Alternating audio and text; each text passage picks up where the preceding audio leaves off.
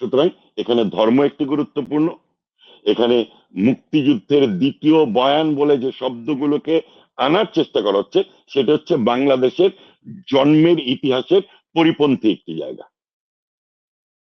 সুতরাং এই যে আমার কাছে দিয়ে দেওয়া হোক, এটি একটি স্বৈরাচারী চরিত্র, অগণতান্ত্রিক চরিত্র।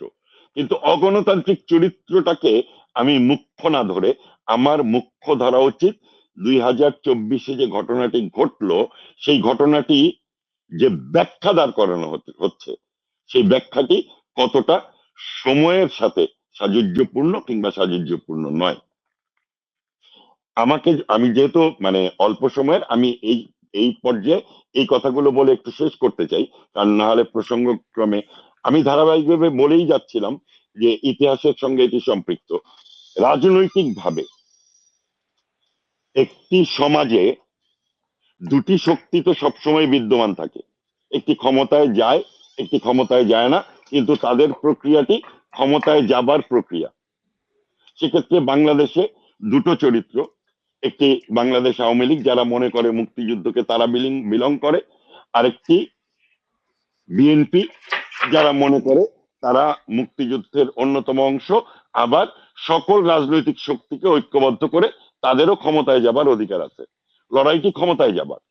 কিন্তু এখানে একটি তৃতীয় শক্তি থাকে, এই তৃতীয় শক্তিটি সবসময় কিন্তু সংস্কৃতি থাকে, যে সংস্কৃতি দুই পক্ষের রাজনীতির মধ্যে বিভাজনটাকে স্পষ্ট করে এবং সাধারণ মানুষকে সাংস্কৃতিক ভাবে সমৃদ্ধ করে কোন রাজনৈতিক শক্তিকে ক্ষমতায় যেতে দেওয়া উচিত সেই ব্যাপারে তারা একটি মতাদর্শ কিংবা মতামত তৈরি করে।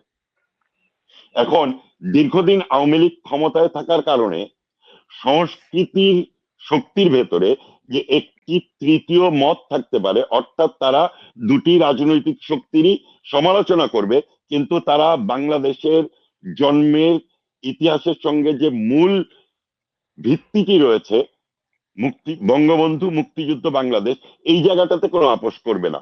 এবং এই জায়গাটাতে আপোষ না করেও কেউ যদি আওয়ামী লীগের সমালোচনা করে, তাহলে সে যে বাংলাদেশের বিরোধী নয়, এটিকে আওয়ামী লীগ এই শক্তিটিকে বিলীন করে দিয়েছে।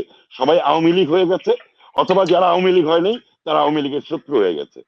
তাহলে দ্বিতীয় ধারার যে সংস্কৃতি রাজনৈতিক শক্তিটা যারা ক্ষমতায় যাবার প্রক্রিয়ায় থাকে এবং ক্ষমতায় যাবার সংগ্রামে যারা সবসময় অবতীর্ণ থাকে, সেক্ষেত্রে বিএনপি এবং বিএনপির সঙ্গে জামাত সহ সকল ইসলামিক দলগুলো প্লাস বাম কিংবা অতি বাম দলগুলো, সেই শক্তির ভেতর থেকে অন্য আরেকটি অংশ তারা এখানে মধ্যবর্তী অবস্থানে চলে আসলো।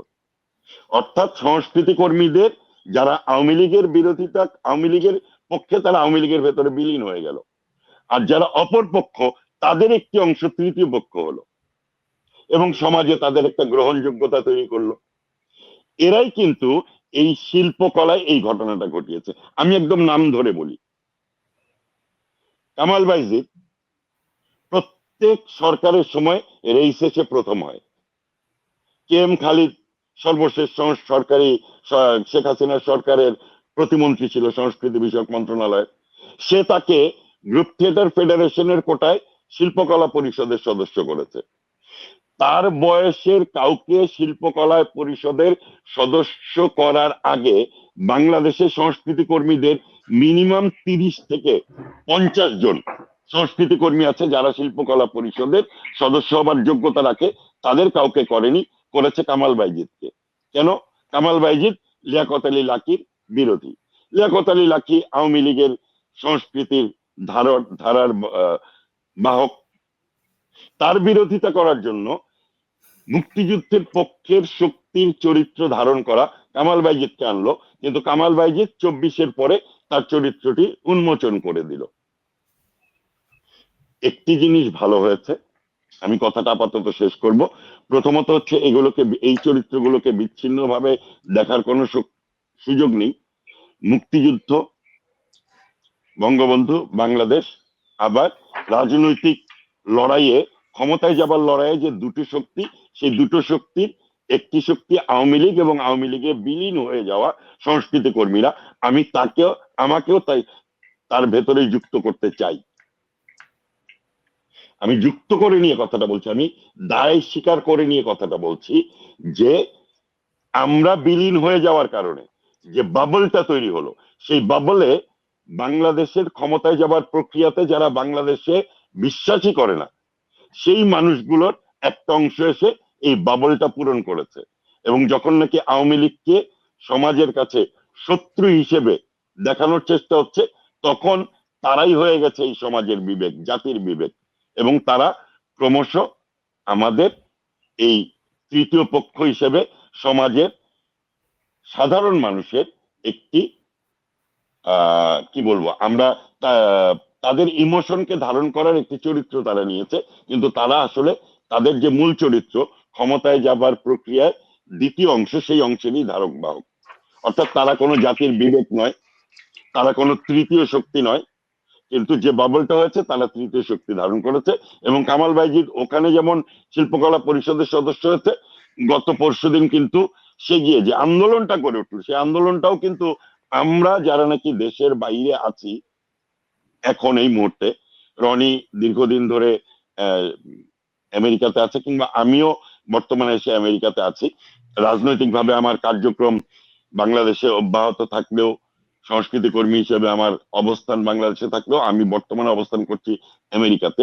যারা বাংলাদেশে আছে তাদের কিন্তু একটি সিম্প্যাথি তারা অর্জন করেছে, এবং যে আন্দোলনটা গড়ে উঠেছিল সেই আন্দোলনটাকে আমরা যারা পজিটিভ দেখেছিলাম, সারা পৃথিবীতে বসবাস করা সংস্কৃতি কর্মীরা, তাদের পুরো ভাবনাটাকে, স্বপ্নটাকে, আকাঙ্ক্ষাটাকে পানি ঢেলে দিল কামাল বাইজিদ মোস্তফা সরোয়ার ফারুকের পাশে গিয়ে বসে গ্রুপ থিয়েটারের আন্দোলন সে উইথড্র করে নিল।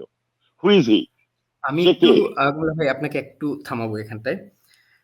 আপনি যে প্রসঙ্গে বলছিলেন এত সময়, যাদের কথা আমরা যাদেরকে দায়িত্বে নিয়েছি বা যাদেরকে দায়িত্ব দেওয়া হয়েছে বিভিন্ন জায়গায়, দায়িত্ব দেওয়া হয়নি তারা, আমি একটু সংশোধন করি, তাদেরকে কোনো দায়িত্ব দেওয়া হয়নি, তারা দায়িত্বটা জোরপূর্বক নিয়েছে এবং সমাজে তারা প্রতীয়মান করার চেষ্টা করেছে। বলছিলাম যে তাদেরকে দায়িত্ব দেওয়ার না, জায়গাটা হচ্ছে কি, আমি দেশ নাটক দিয়ে বলি, দেশ নাটক গ্রুপে যখন আক্রমণ হলো তখন আমি আমাদের সংস্কৃতি মন্ত্রণালয়ের পক্ষ থেকে যিনি উপদেষ্টা আছেন তাদের একটা বিবৃতি পড়লাম এই ব্যাপারে।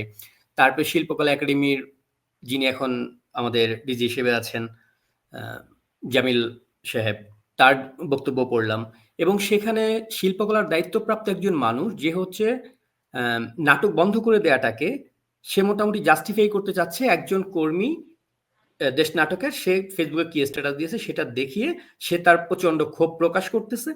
এখন বিষয় হচ্ছে যখন জামিল আহমেদকে দায়িত্বটা দেয়া হয়, আমার বন্ধু সহযোদ্ধা যারা রয়েছে আমাদের চারপাশে, আমি সবাইকে দেখেছি ভীষণ উচ্ছ্বাসের সঙ্গে তাকে শুভেচ্ছা জানাতে। এখন বিষয়টা হচ্ছে মোস্তফা সরোয়ার ফারুকীর কথা বলি কিংবা আমি জামিল আহমেদের কথা বলি, তারা তো আসলে যারা দায়িত্ব নিচ্ছে তারা তো একটা ফিল্টারিং এর মাধ্যমে, যদি আমি সরাসরি বলি জামাত হিজবুত যে পেছন থেকে নিয়ন্ত্রণ করছে যে সরকারকে, সেই সরকারের যে একটা মানদণ্ড যেটা আপনাকে উতরাতে হবে, যদি আপনি উতরাতে পারেন তাহলে তারা আপনাকে পাস মার্ক দিবে এবং কোথাও আপনাকে পোস্ট দেবে। মানে বিষয়টা তো এটাই আসলে। আওয়ামী লীগ টার্মের সময়ও কারা মুক্তিযুদ্ধের পক্ষের, কারা আওয়ামী লীগ করে, তাদেরকে আমরা পদ দিতে দেখেছি বিভিন্ন সময়।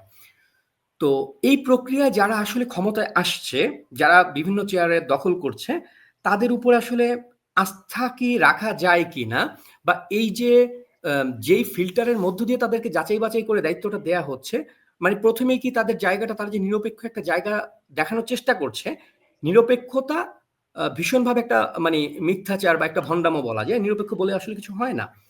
তো সেই জায়গা থেকে আমি রনি ভাইয়ের কাছে একটু জানতে চাইবো যে যে মানুষগুলোকে দায়িত্ব দেওয়া হয়েছে তাদের উপরে আস্থা রাখা বা তাদের যে একটা নিরপেক্ষ চরিত্র তারা দেখাতে চাচ্ছে, এই জায়গাটা আস্থা রেখে আসলে শিল্প চর্চা সম্ভব কিনা বাংলাদেশে আজকের প্রেক্ষাপটে, বা বঙ্গবন্ধুর নাম নিলে, মুক্তিযুদ্ধের পক্ষে কথা বললে আঘাত করা হবে, এবং সেটা খুব প্রাউডের সাথে একজন শিল্পকলার মানে যে মহাপরিচালক সে দেখাচ্ছে যে এরকম নোংরা কথা কিভাবে বললো। নোংরা কথা কি ছিল? সে একজন আওয়ামী লীগের সমর্থক, সে বলেছিল যে এটার পেছনে রাজাকার রয়েছে, আমরা তো সেটা প্রত্যক্ষদর্শী। 5 তারিখের পরে আমরা দেখেছি কারা নিয়ন্ত্রণ করছে, কারা সেনাবাহিনী সবার আগে ইনভিটেশন পাচ্ছে ওখানে যাবার জন্য মিটিং এ। ব্যাপারগুলো তো আসলে ক্লিয়ার। সো আমার মনে হয় যে দেশ নাটকের সেই কর্মী বলবার অধিকার রাখে তার জায়গা থেকে। যে যারা এই অবশ্যই আন্দোলন করেছে তারা এই গোষ্ঠী। অবশ্যই এখন এটা দিয়ে যখন শিল্পকলার মহাপরিচালক এটাকে জাস্টিফাই করে যে নাটক বন্ধ করা ঠিক আছে, এবং সে বিচারের দাবিও করে যে সংগঠনগুলো তার কর্মীদের ব্যাপারে এটার উদ্যোগ নেবে। এবং যে ব্যাপারে মোস্তফা ফারুকীও বলেছেন রিসেন্ট ক্ষমতা নেবার পরেই সে, যে সোশ্যাল মিডিয়ায় কুরুচিপূর্ণ মন্তব্য করা হচ্ছে এবং এগুলোকে নিয়ন্ত্রণ করা হবে। এখন কুরুচি এবং সুরুচির মানদণ্ড আসলে সারার ফারুকী তৈরি করে দিচ্ছেন। ভালো লাগছে বিষয়টা আসলে, কারণ হাকুমুল্লাহ ভাই থেকে শুরু করে রনি ভাই আপনারা সবাই জানেন, বা হয়তো আপনারাও কখনো বলেছেন যে বাংলা আকাম নাটকের ভাই তো ভাষার জায়গাটা কারা ধ্বংস আকাম ভাই তো করেছে।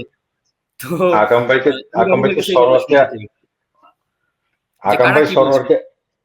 সরোয়ার ফারুকীকে আকাম ভাই আমার থেকে ভালো চিনে এবং আকাম ভাই আরো ভালো দেখছে। তার ইতিহাস নিয়ে আমি এখানে কথা বলবো না, সময় নষ্ট হবে। ওর ইতিহাস নিয়ে কথা বলার মতো কিছু নাই। যে তো মানে এইটা হচ্ছে যে প্রথম হিসাবে হচ্ছে তুমি প্রথম যে কথাটা বললা যে এই যে এদের উপর আস্থা রাখা যায় কিনা, এরা কথা বলছে না, আস্থা রাখা যায় না।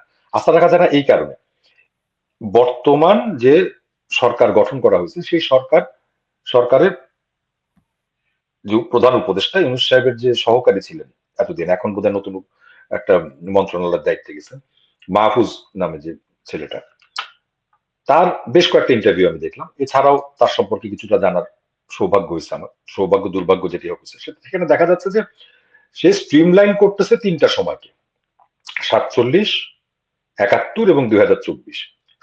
এটা তো সমতুল্য না। এইটা কিভাবে সমতুল্য সেটাকে সে জাস্টিফাই করেনি।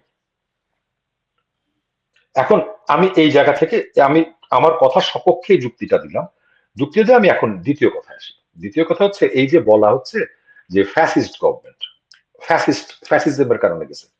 ফ্যাসিজমের সংজ্ঞাটা ভিন্ন। ফ্যাসিজম সবসময় আসে পপুলারিস্ট সরকারের কাছ থেকে। আওয়ামী লীগকে আপনি দলীয় ব্যবস্থাপনার একটা সরকার বলতো। আওয়ামী লীগ যে সরকার গঠন করছিল সেখানে দলীয় ব্যবস্থাপনার একটা ছাপ ছিল, সেই জায়গায় দলীয় ব্যবস্থাপনার একটা মিসম্যানেজমেন্ট ছিল, সেরকম কথা আপনি বলতে পারেন। সেটা সেটা আমি স্বীকার করে দিচ্ছি। অন্যায় ভুল অবশ্যই ছিল, যেটা আকাম ভাই বললো যে একটা একটা ব্রিদিং ব্রিদিং স্পেস লাগে। সেই ব্রিদিং স্পেসটা রাজনৈতিক যে জায়গা থেকে আকাম ভাই বলছে সেটা হচ্ছে যে ব্রিদিং স্পেসটা হয়তো ইয়ে করছে, নষ্ট করে, খেয়াল করে নাই। এখন কথা হচ্ছে যে আওয়ামী লীগের ভুল ছিল, আওয়ামী লীগের ছিল দলীয় প্রভাব, কিন্তু এখন যে গভর্নমেন্ট সেটা কিন্তু পপুলার গভর্নমেন্ট, সেটা কিন্তু দলীয় সরকার না। তাহলে এই পপুলার গভর্নমেন্টের যে কার্যক্রম, 5ই আগস্টের পরে যেই পরিমাণ থানায় আগুন ধরায় দেয়া হলো, পুলিশ পিটায় মারা হলো, পুলিশ পোড়ায় মারা হলো, বিভিন্ন জায়গায় আক্রমণ করা হলো, এখনো পর্যন্ত 2 ঘন্টা আগের যে খবর সেই পর্যন্ত দেশের প্রগতিশীল যে সাধারণ মানুষ আছে তাদেরকে ধরার জন্য সরকারের বিশেষ গোয়েন্দা সংস্থার লোকজন তৃণমূল পর্যায়ের অথবা একেবারে গ্রাম পর্যায়ের হাটে পাহারা দিচ্ছে একটা সার্টেন টাইম ধরে। এইটাকে বলে ফ্যাসিজম। এখন 3 মাসের মধ্যে এই সরকার যে ফ্যাসিস্ট চরিত্র দেখাইছে তার প্রথমটা কি দেখাইছে? সর্বজন শ্রদ্ধেয়, সর্বজনের নেতা বঙ্গবন্ধু শেখ মুজিবুর রহমানের সমস্ত কীর্তিকে মুছে ফেলার চেষ্টা। তার নামে যে স্থাপনা আছে বাদ দিলাম সেগুলো, তার নামে যে মুরাল গুলো আছে, তার নামে যে স্কাল্পচার গুলো আছে, সেগুলা কি কতখানি অপমানজনক ভাবে নষ্ট করা হয়েছে খেয়াল করে দিচ্ছেন? 32 নম্বরের যে বাড়ি সেটাকে নষ্ট করা হয়েছে, একেবারে আগুন ধরায় দেওয়া হয়েছে, তাও কি 15ই আগস্টের আগে। 15ই আগস্টে বঙ্গবন্ধুর মৃত্যু দিবসে সেখানে কাউকে তো যেতে দেওয়া হয়নি, 2-4 জন সংস্কৃতি কর্মী কোনোভাবে সেখানে গেছিল, তাদেরকে কিভাবে হেনস্থা করে মারা হয়েছে এবং যার ফলে একজন লোক মারাও গেছে, একজন নেতাও মারা গেছে।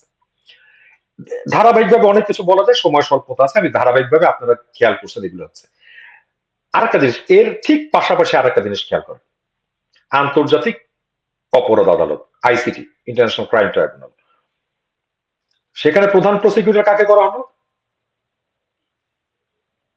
2009 সাল থেকে তৎপরবর্তী সময় পর্যন্ত রাজাকার মানবতা বিরোধী অপরাধের যাদেরকে বিচার করা হয়েছে তাদের যে প্রধান আইনজীবীদের মধ্যে একজন, সে তাজুল ইসলাম, যে কিনা জামাত ইসলামের একজন সদস্য, তাকে প্রধান প্রসিকিউটর হিসেবে সেখানে দেওয়া হলো।